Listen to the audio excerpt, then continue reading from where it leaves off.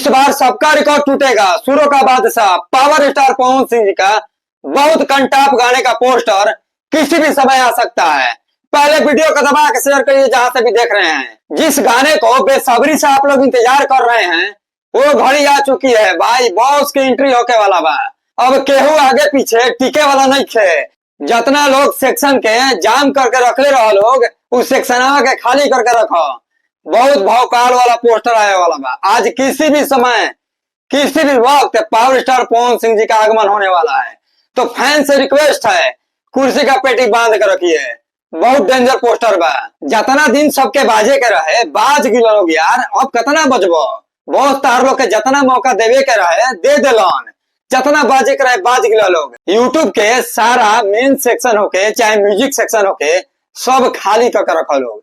और जौन दिन पवन सिंह के गाना आ जाई सारा सेक्शनों में तू लोग नजर ना आईबो कि कहां से कहां फेंका गिला लोग। अब विनोद और प्रमोद कुछ ना करी है, खाली हंसाई हंसाई बनैबा लोग।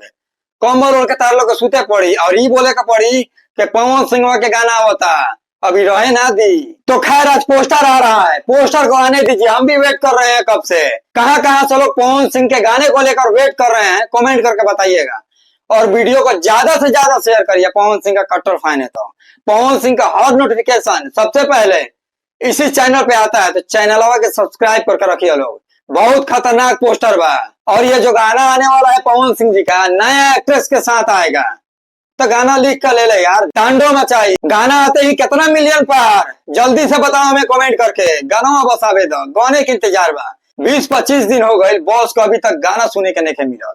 और नहीं मन हमने के लगा था। हम लोगों का इमोशन जुड़ा हुआ रहता है पवन सिंह के साथ। इनका बिना गाना सुने हुए मने ना लगे। तो गाना का पहले आवे दो।